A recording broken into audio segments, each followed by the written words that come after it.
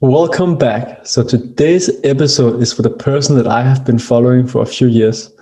He is one of my favorite people to follow on Instagram because when he shares content, he also often put references, which is something that I really appreciate because how do you really navigate in this health space? Like there's so much information out there and so much that is not really backed by science.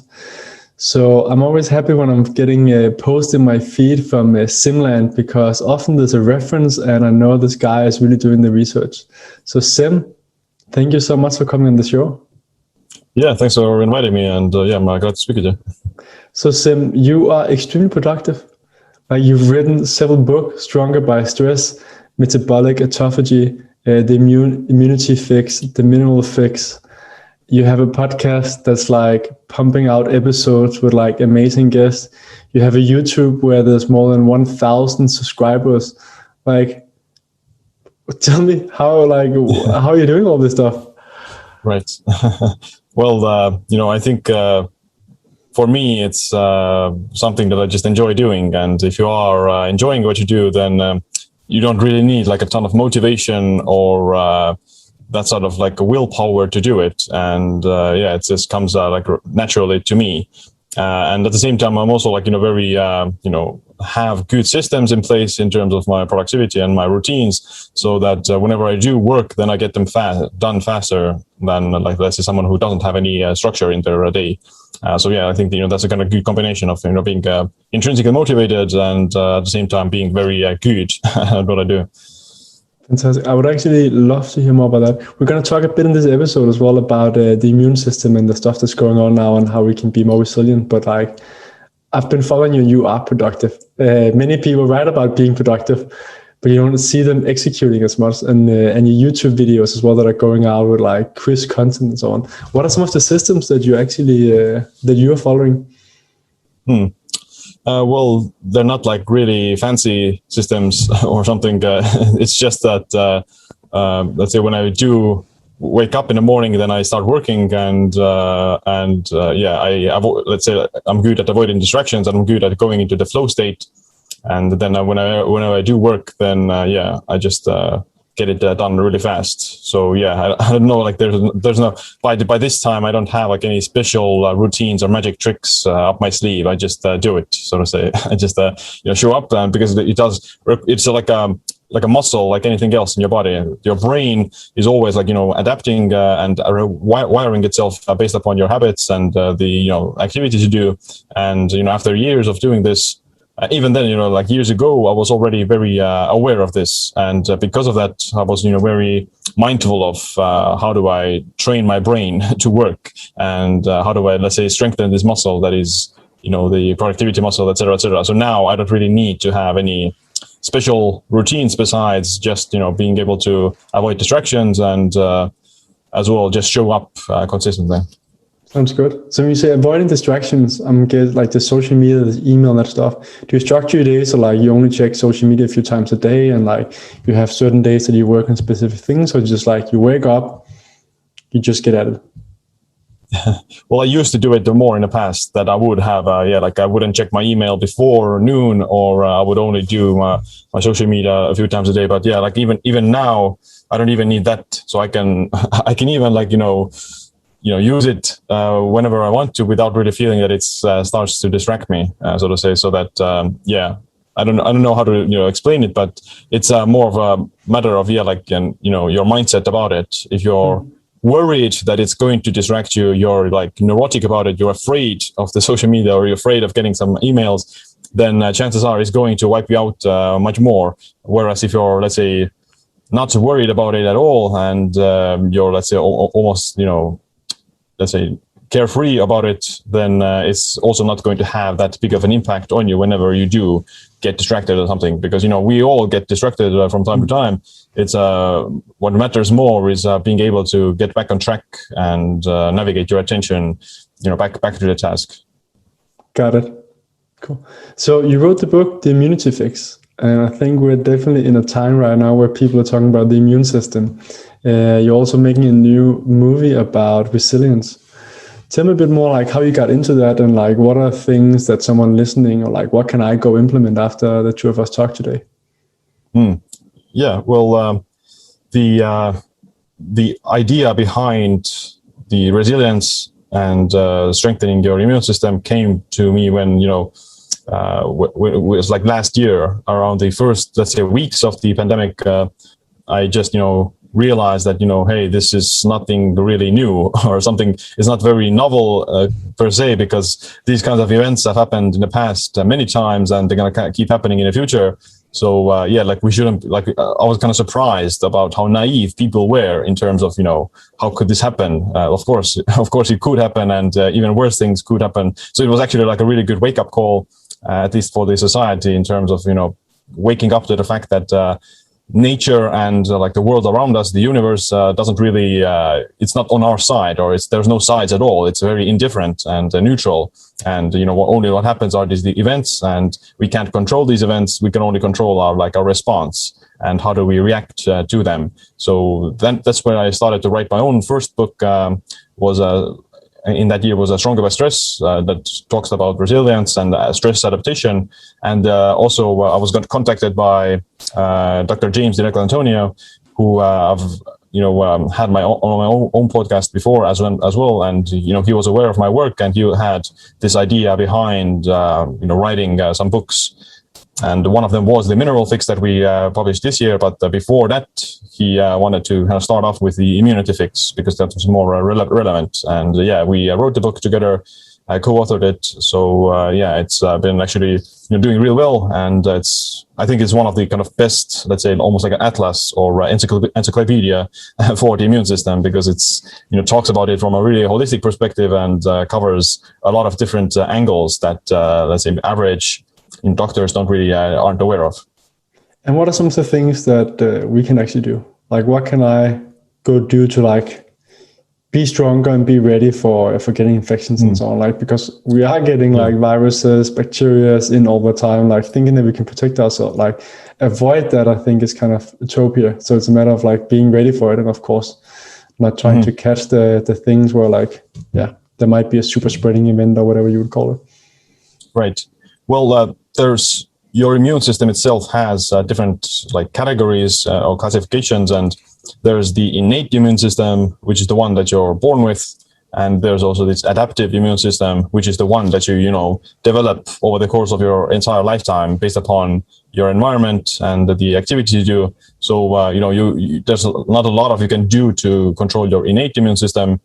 But you can definitely control the adaptive one. So you can always, work on increasing your resilience, keeping your antioxidant defense systems more active, and these other immune cells also more fired up, if that makes sense. So, for a good example would be these, exercise itself has a lot of immunomodulatory effects. It also, lowers the burden on your immune system by keeping you healthier. And likewise, things like saunas, heat exposure, and cold exposure, they also have been shown to have a very beneficial effect on the immune system, and upregulating all these different antioxidant defense systems in the body.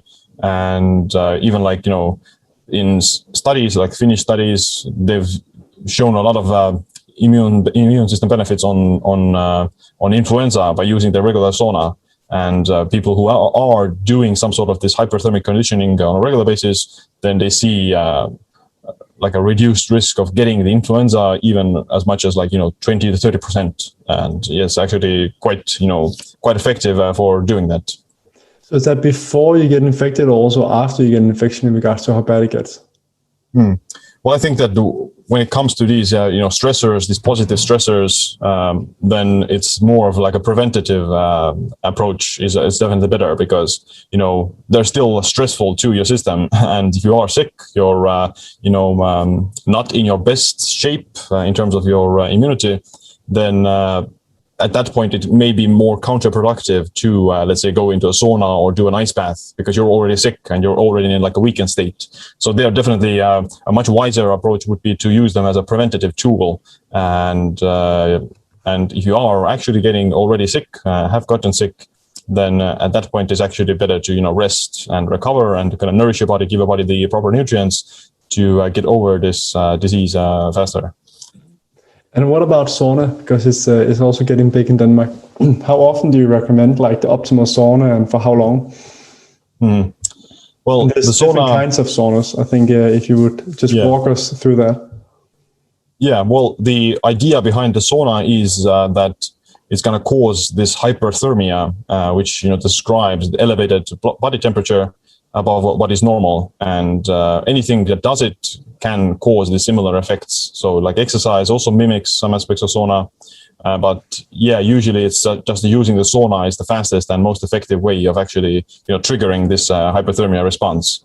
And although there are like some steam saunas or something, I think that the regular heat sauna is probably the fastest way of inducing it, as well as like the infrared sauna. That's also pretty effective in kind of heating up the body. And in terms of frequency, then it almost seems that the more the better, or the more often you do it, the better it is, because like in Finnish studies, there's one particular study about cardiovascular disease that those who took the sauna more than 4 times a week had up to 60% reduced cardiovascular disease mortality compared to those who did it only once a week. And they also had a 40% reduced risk of all-cause mortality, like from all causes. So yeah, and that was compared to those people who were already taking a sauna once a week. So imagine what is the difference between those who don't take the sauna at all. And well, of course, there's some let's say nuances that have to be kept in mind. Maybe they weren't actually particularly healthy, and they just took the sauna and they ate like a bad diet generally, and that's why the reasons why they saw this big difference. But yeah, generally, like I think that taking a sauna every day is fine. So to say, at a minimum, you would want to do it at least like once a week or something. And how long? And how warm? It's a question I often get. So when I talk to about sauna with people, because I love the saunas, people are like, how long and how warm? Yeah, well, the temperature, anything that, how fast you're eventually going to get the majority of benefits, even if you're sitting, let's say, like a lower temperature, it's just going to take a longer time for your body to heat up. So if it's very hot temperature, then it's just, I would imagine that the time requirements are going to be smaller, so you're going to get the benefits faster if you're in like a really hot sauna. But generally, at least the research, it's at least like 15 to 20 minutes is where you start to see these immune system benefits, that the white blood cells increase and the other immune cells also get activated, and you also turn on these heat shock proteins that have antiviral effects, and they also like repair misfolded proteins and improve just general health. So yeah, like at least 15 to 20 minutes is going to be the length, and the temperature usually in the infrared sauna, you can't really go above 60 degrees Celsius or 70 at maximum. So for there also, you would have to sit at least like 20, 25 minutes to get the benefits. And in the traditional heat sauna, the wooden sauna is, the temperature can go up to like 100 degrees. So for that, I would imagine that 15 minutes is going to be the minimum effective dose to kind of get the response. Of course, you can take it for longer, but then you also have to, be careful with like electrolytes, dehydration. Maybe some people have high blood pressure, so they still have to be cautious of that. But yeah, usually I do it 15 to 30 minutes, and almost every day. Like on some days I use the infrared. On other days, maybe once or twice a week, I use the traditional heat sauna. And then the question often comes when I talk to you, what's best, infrared or normal sauna? Right. Well, I do like the traditional heat sauna because it gets hotter and you sweat more and feels more like invigorating. But if I were to only choose one, then I would probably take the infrared sauna, because it's there's some unique benefits that you get from the infrared as well. So the red light and the infrared, it's going to have a more deeper penetrative effect on your body. So it's going to stimulate collagen synthesis. It's going to help with tendons, also improves mitochondrial functioning, and has let's say some more unique benefits besides just the immune system and cardiovascular benefits that you get from the regular sauna.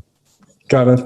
That's good to know. I've looked at getting an infrared sauna in my living room. I think it would look a bit strange, but it would be pretty awesome. Well, I have a small, kind of corridor in my next to my room, and there's like boxes of books and the infrared sauna. So it's a very compact space, but it's but it does fills up it nicely.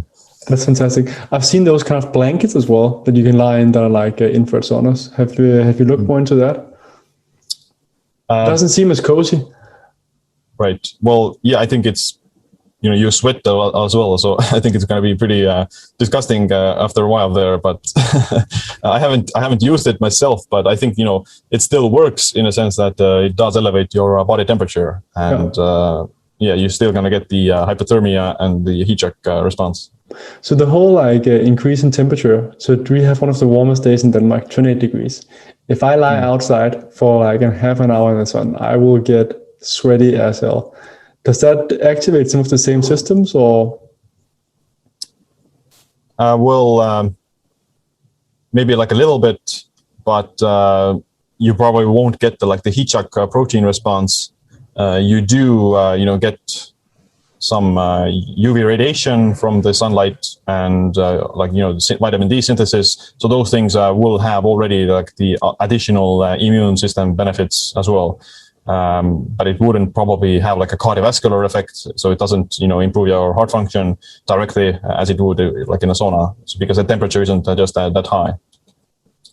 Your hyperthermia begins around 37.5 degrees Celsius, your body temperature. So you have to have a small fever almost. You're mimicking a fever when you're doing it. And usually it's not going to happen if you're just sunbathing. No, got it. And what are other things that you've seen or that you also write about in the book that we can do to improve our immune system? Right. I'm guessing sleep is important. Yeah, absolutely. And before I get to sleep, I want to talk about just what wrecks your immune system, or what damages it and weakens it. So actually, a lot of the pandemic did reveal that the people who had the worst outcomes of the virus were usually metabolically sick.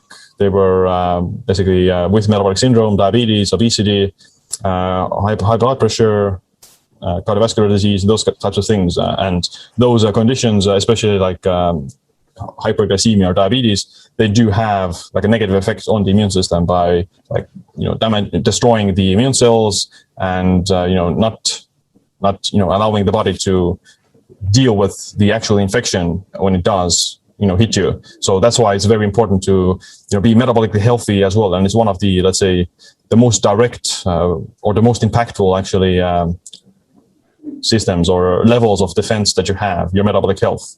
And that involves being in a good body weight, not being overweight, not being obese, not having normal biomarkers, especially when it comes to metabolic syndrome. So low triglycerides, lower cholesterol, lower blood sugar, lower insulin, high HDL. Those are good signs of metabolic health. And also nutrient deficiencies. So vitamin D deficiency is bad, magnesium deficiency, and some others like zinc, selenium, and iodine. Those have a pretty powerful effect, because all your antioxidant defense systems, as well the immune cells, they do require different kinds of nutrients and minerals and vitamins to function properly.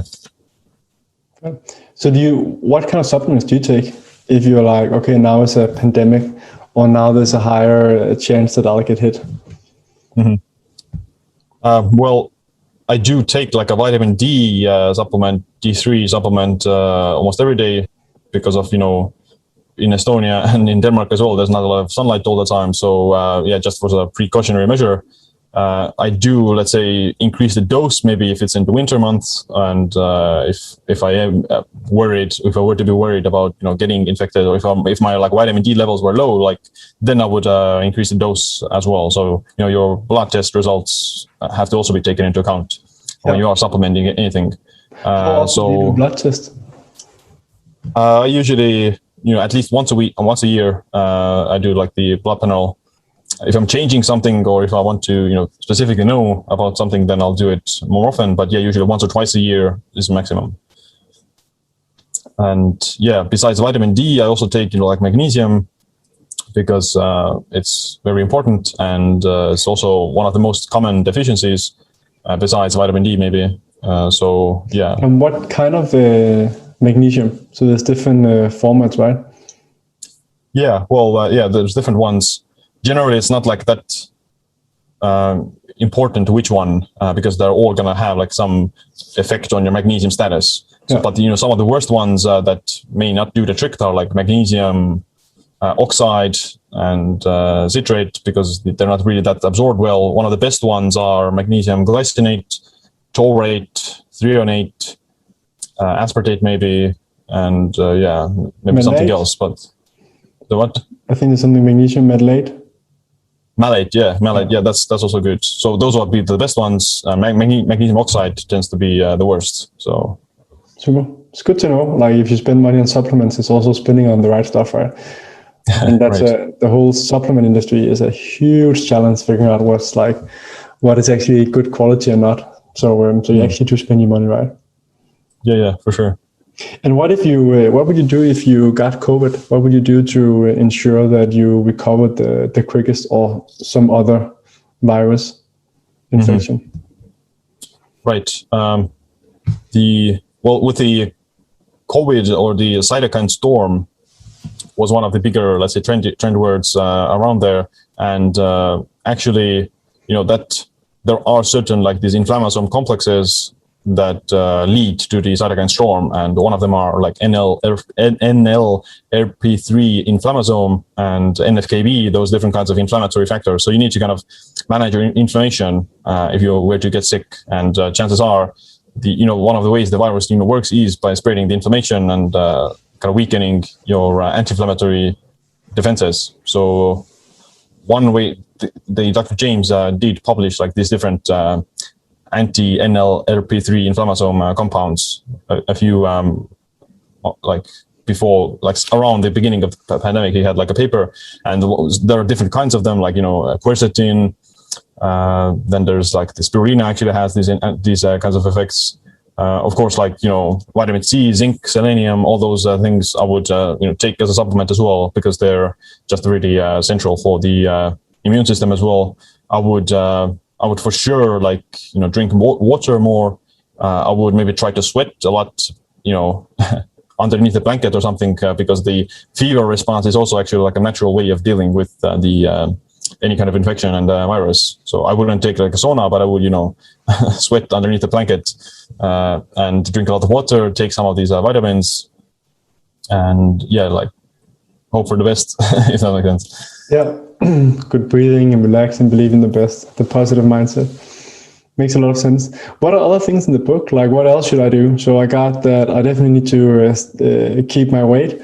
I need to get the right supplements.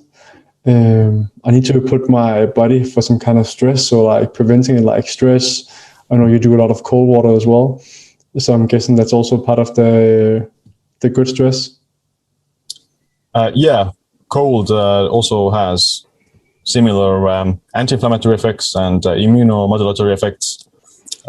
So it's slightly different than the heat, and I think it can also be slightly more dangerous than the heat, or like with more some of the negative side effects. So it's easier to overdo the cold than to overdo the heat. And I usually do take like a cold bath, maybe a few times a week, or like a cold shower. And it's still quite beneficial if you do it on a regular basis. So it kind of increases your, let's say, brown fat as well, which is for better metabolic health, improves insulin sensitivity, can actually help with like a weight loss, because if you're like shivering, then you do burn a bit more calories as well. Yep. And what else should I be doing? Say that I'm one of the people that have too much time on my hand, not have to work too much. So I'm just like, all right, I'm stacking up with all these things. You mean like in terms of strengthening the immune system? Yeah. Right.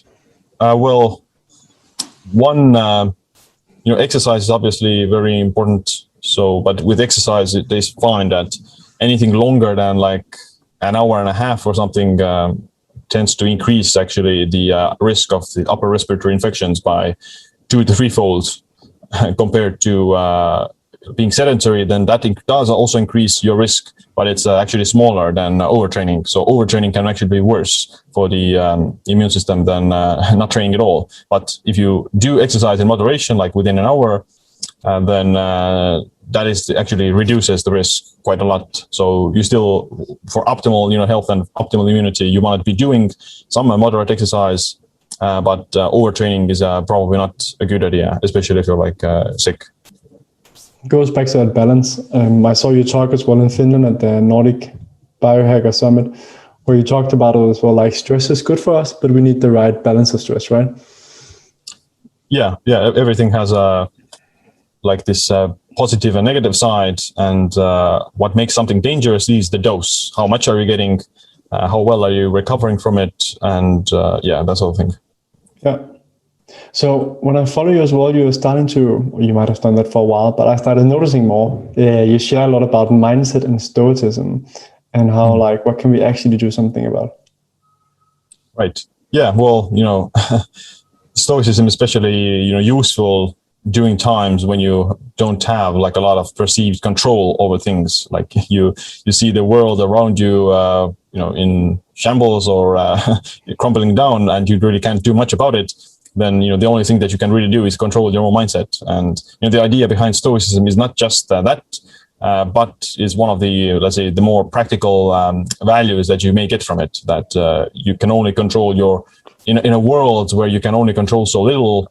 The small things that you do control have like a massive impact on your well-being and actually your productivity, your results and success in life as well.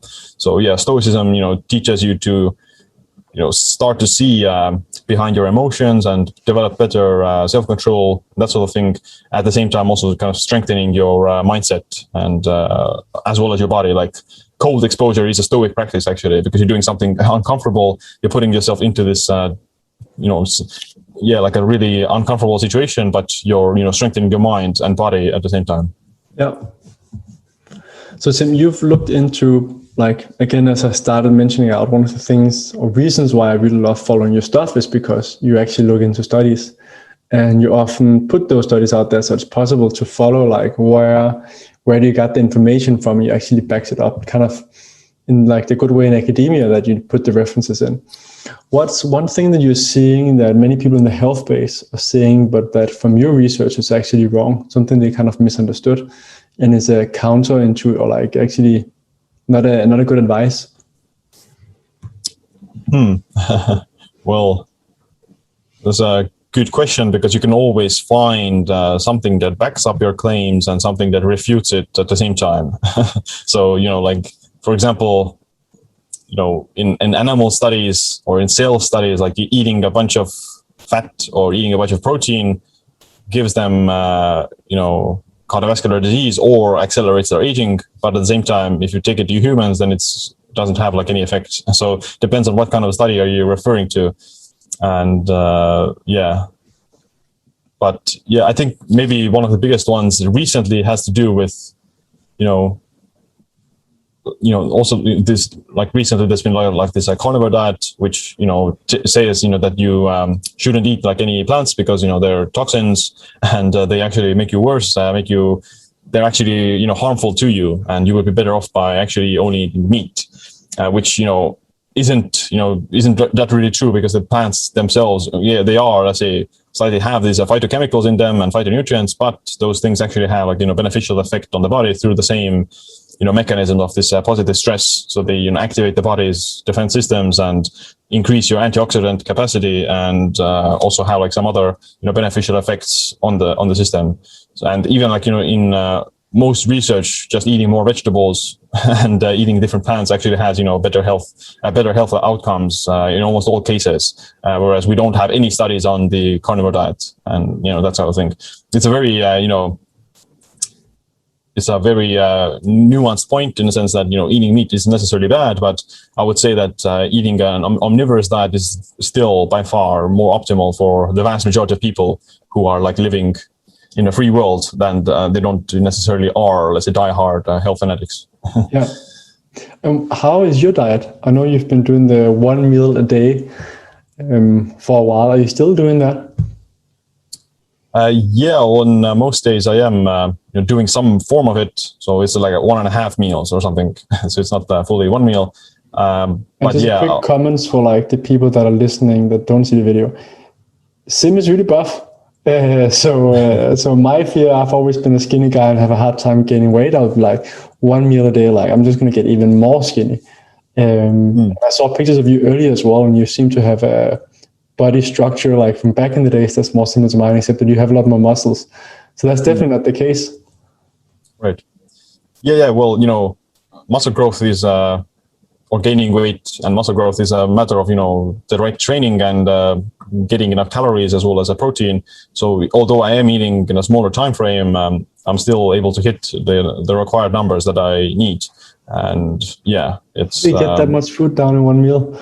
Like I'm stuffing my face and I'm like there's no day tomorrow, and I feel like my stomach is full, even though people say I often eat quite a lot. Right. Well, I eat like slightly higher calorie foods, so I'm not eating spinach or or celery or something like that. So yeah, I usually eat like some meats and some carbs maybe on some days, and vegetables. So yeah, I do eat like all different kinds of foods. But yeah, like it's easier to get your calories from some beef or meat that is also higher in protein. So you eat beef, meat, and what else would like a meal like that look like? I don't think I've seen that many food pictures from you. You're not the classical Instagrammer with with Right. the meals all the time.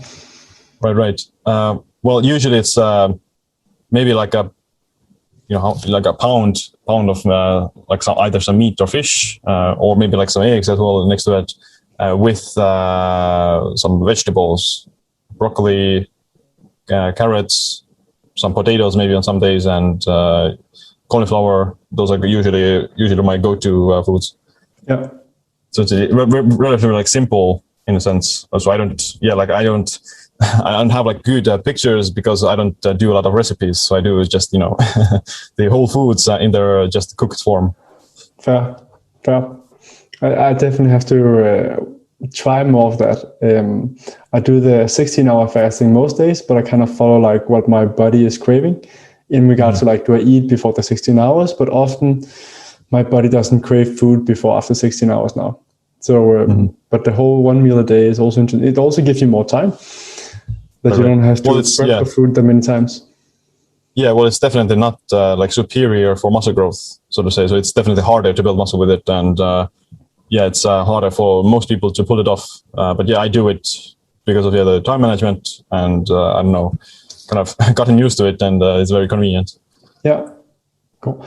Other things that I should do, or the listeners should do to strengthen our immune system, so we are kind of like just ready for whatever comes our way. I like that approach, being like, I'm prepping, I'm not scared hiding, but I'm making sure that my body is strong and ready for whatever comes this way. Yeah. The one that we already touched upon is the intermittent fasting. So that also actually has beneficial effects on the immune system. This preventative effect again, and in nature, like animals also, when they get sick, then they usually stop eating and until they get well. So it's a natural response to this like desire or lack of hunger when you get sick. But at the same time, it also has more direct effect on the immune system by lowering inflammation and also boosting some of these immune cells, white blood cells, for example. And one clear thing to like slow down the immune system aging is to deal with these senescent cells that accumulate. Zombie cells, as they're called. These senescent cells, they're spreading this inflammation and not really doing anything else, just damaging the healthy cells. And as we get older, the more senescent cells we accumulate, and one of the ways to get rid of them is through like fasting. Fasting does it. Plus, there's like different compounds as well, like quercetin and fisetin, for example. But like fasting is one of the more natural ways of doing so. Fasting is cheap, it's easy. It's I guess whether you call it biohacks or whatever is one of the things that I'm definitely a big fan of. Again, because it's something everyone can like implement. It's not tied up to whether you have a lot of money to buy like a sauna or a hyperbaric oxygen chamber or something else. Still haven't don't have any friends yet with a hyperbaric oxygen chamber, but it's high on the list. Right. What are some of, because like you're very much in the Nordic region of like the when I talk about biohacking, I often see that we in the Nordic have more of a focus on the natural part and more like not just gadgets with like bling bling, but like what can we actually do? What are some of the top natural things that we haven't talked about? Right. Well, I don't know. Maybe the most natural thing is to just go into a forest and spend time there. So that's like called forest bathing. And it also has been found to have beneficial effects on like both stress and the immune system. So spending time in nature is pretty relaxing and has a positive effect on the body and the mind.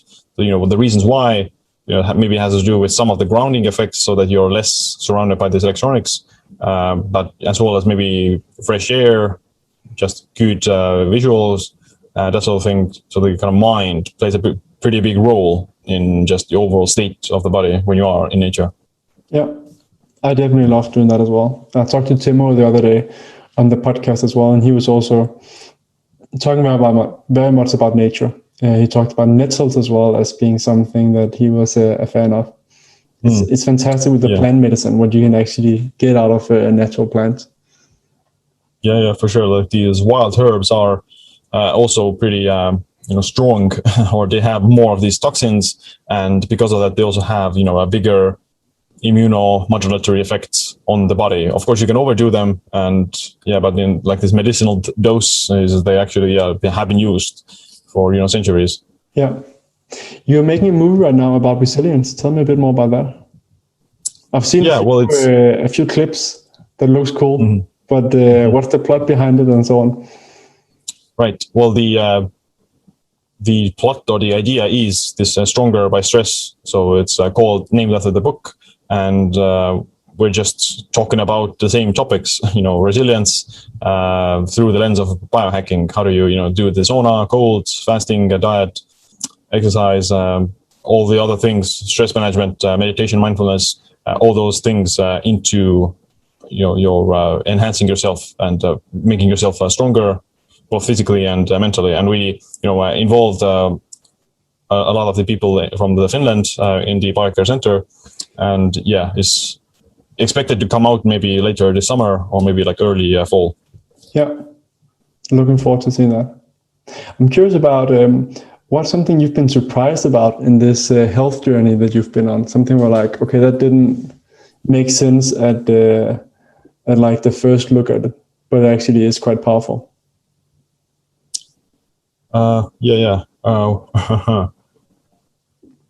Maybe I don't know, like how big of a role the mind has, your mental state and your mindset. How big of an effect does that have on, let's say, for your immune system or your stress levels? So it's pretty pronounced. Like even in some studies find that if you believe that stress has like a negative effect on you, then it actually will. Whereas if you don't believe that, then it doesn't, or at least like the effects are going to be smaller. So, it goes to show how big an effect your, let's say, mindset and perception on the reality actually, manifests itself. If you are mentally scared of something much more, then your body is going to also overreact to it. And, you're going to experience more negative side effects from that perception, not necessarily from the reality. So your perception has, a direct effect on the physiological state of your body. Yeah. There's this really known TED Talk as well. I don't remember the name, but a woman that talks about how she was telling a lot about stress and how she realized afterwards that she was probably part of killing people in regards to making them more afraid of stress instead of actually seeing how stress can be positive. And just as you're saying, like the way that you look at stress has a big impact on how it affects you. I think that's extremely fascinating. And also, I think this whole situation we have right now, with like how we're making people extremely scared and so on, and we're not focusing on how to build up the body instead. I think that is, mind-blowing in regards to what results we would have if we were focusing on a positive mindset, the stuff that we can actually do. Absolutely. So, but many things to work on. So Siim, time is running. I would love to have you for like 5 more hours and just pick your brain. But I know I'll be seeing you at the next conferences and so on. I often end up asking the guest about 1 to 3 final advice on how to live a happy, healthy, and meaningful life. Do You probably touched on some of them right now, but like, what are your top things for showing up and being the person that you are? Well, yeah, that's a good question. I think the first thing would be to, have some sort of, let's say, goal or like a purpose type of thing, because, that's going to give you like a bigger sense of meaning. And with that, you will also have, let's say, more willpower. You're going to get less tired doing things, and you will also be happier probably. Like if you're, pursuing your dreams and things like that, then it doesn't feel like you're working, and everything else, you have just a more enjoyable time doing what you do. When it comes to health, then maybe for health, it would be just maybe eat a bit of fasting probably, because you can learn a lot about doing that. You can learn a lot about your body. You can learn a lot about your how different things affect you, and that has like just a positive effect, not only like in your health, but just mindfulness in general. And lastly would be maybe like meditation, something like that, to teach your mind to be more present, and also just manage stress and be calm or more relaxed. I like it. Those are definitely things that I live by as well.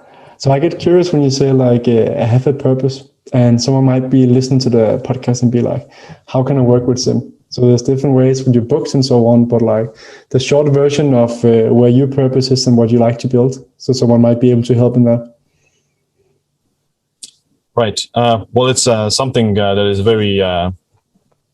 the purpose is to always follow the purpose or whatever it may be. So it's never like this very stagnant thing. It may change, and you shouldn't feel like, let's say, intimidated by not having a purpose on something. You may develop it, but you have to kind of have at least some navigation point or some sort of an anchor that is directing you. Got it. Where can people find out more about you? What's the best places to go follow? So I already revealed that I follow you on Instagram and really enjoy your post. Yeah, well, I'm Siim Land on all the social media platforms, and my website is also siimland.com. Yeah. And you've written several books that people can read. You have some online courses and do some coaching as well? Yeah, it's all on the website, siimland.com. Super. So if anyone is interested, that's the place to go find it. Siim, I really appreciate your time here on the podcast. I look forward to try to implement more of the stuff that you share. So thank you so much for coming on. Yeah, my pleasure.